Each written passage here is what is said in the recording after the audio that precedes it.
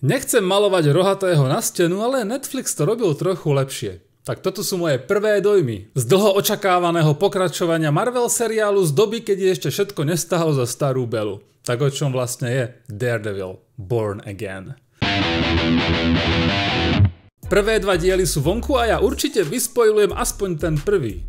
Takže ten, kto ešte premiéru nevidel, by mal video hneď teraz zastaviť a vrátiť sa až tak učiní.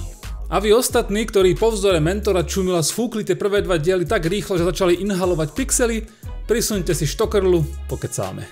Takže spoiler warning máme za sebou, zabili Foggyho, what the fuck? Uznávam, ako ten veľký dejový a emočný zvrat to určite fungovať bude, ale stále to pôsobí ako naplutie do ksichtu. Je teraz javné, že ani Foggy, ani Karen Page nebudú hlavné postavy tohoto nového seriálu, čo mi úplne radosť nerobí a tak nejak pochybujem, že to bolo kvôli finančným možnostiam, ale kto vie.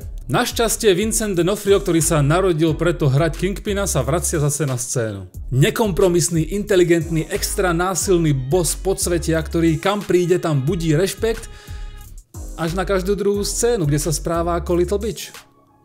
To je niečo, na čo si asi budeme musieť trochu zvyknúť. Osobne dúfam, že nie. Nie som si úplne istý, kam chcú viesť tú dejovú linku Vanessy, ktorá teraz je niečo ako Al Capone alebo Kingpin, ale je z toho jasné a zjavné, že Wilson Fisk je vo veľa častiach taká zlomená podržtaška. Trochu sa bojím, že sa bude opakovať to, čo sa stalo v Secret Wars, kedy veľa obľúbená postava Nicka Furyho prišla do seriálu ako extrémne zlomený starý muž, ktorý nemá motiváciu ani večer zapiť lieky a odchádzala ako extrémne zlomený starý muž, ktorému zobrali aj poslednú časť hrdosti. Ale uznávam, že v druhej časti na konci sa Kingpin zase raz začal správať ako manipulatívna sviňa. A tak to má byť. Ale ten pocit, že Vanessa môže scenaristicky pokaziť celý seriál, nie je zažehnaný. Ale vráťme sa na začiatok, kde na našich protagonistov zaútočí Poindexter, a.k.a. Bullseye, no a Daredevil, Murdoch ho nedokáže zastaviť a tým pádom láme svoju bielu palicu. Bullseye je veľmi dobrá postava, vždycky bola a vždycky bude. Každopádne tá motivácia vrátiť sa na scénu a spraviť to, čo spravil, nie je vysvetlená. Tak snáď sa k tomu seriál ešte dostane. Totižto príde mi, že Bullseye alebo Dex by mal byť skôr nevraživý voči Vanesse a Kingpinovi, ktorý ho na konci S3 zlomil na polovicu. Takže je otázka, prečo práve oni dvaja neboli jeho ciele. Uznávam, že v tejto chvíli je Nessa vedúca celého podsvetia a Kingpin sa niekde, nevedno kde, regeneruje z rozstreleného frontálneho kortexu a tým pádom asi obidvaja nie sú úplne dostupní. Takže oni na zozname byť nemôžu, Daredevil je až moc namakaný, do večera ešte 4 hodiny, tak aspoň odstrelím Foggyho. Slovo dalo slovo a dostali sme prvú fajnovú férovku, kedy DDčko končí ako ihelníček a uznávam, že celý boj pôsobil ako návrat k tým starým dobrým časom. Nie, že nie.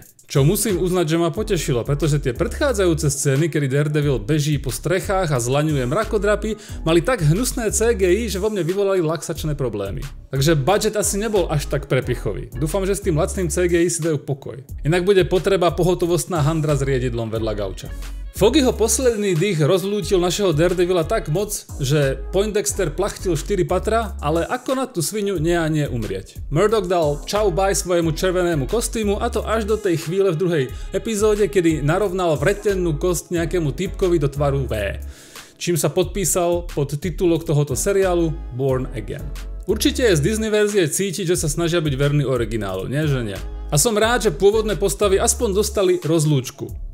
Každopádne by som bol radšej, keby neboli nahradené úplne novými. Choreografia bojov láka na kvalitu, ale sem tam sa uchyluje k takému divnému lacnému CGI, ktoré vás pošle najkratšou cestou na záchod. A nad Fiskom visí Furyho osud ako Damoklov meč, čo by podľa mňa pochovalo seriál.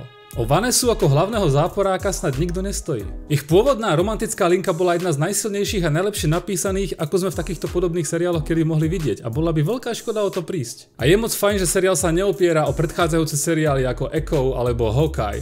Tým pádom ich nepotrebujete vidieť, v prípade Echo pretrpieť. Tu a tam po nich požmurkne, ale má to skoro nulový účinok a aj keby ste mali naštudované, tak vám to bude vlastne jedno. Stačí, ak ste videli všetky série Daredevila a za to som rád. Seriál po tých prvých 2 epizódach nemá zjavnú zápletku. Daredevil sa bude hľadať, áno. Fisk bude riešiť manželskú poradňu, nie som si úplne istý, či tento sidequest bude môj obľúbený. New York je skorumpovaný až na kosť, nič nové a nejakú úlohu tu zohrá aj Biely tiger, postava, o ktorej sa ani nebudem snažiť tváriť, že niečo viem. Asi som od prvých 2 epizód čakal niečo viac, ale nie som nespokojný.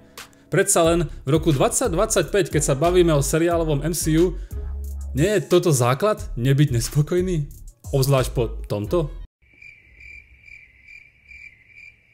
Netflix to robil trochu lepšie, o tom sa tu nemusíme baviť. Ale ten rešpekt k originálu tu rozhodne cítiť je, takže si myslím, že seriál neurobí hanbu. A síce nečakám, že by to mal byť druhý Pingvin, tak sa stále teším na ďalšie epizódy.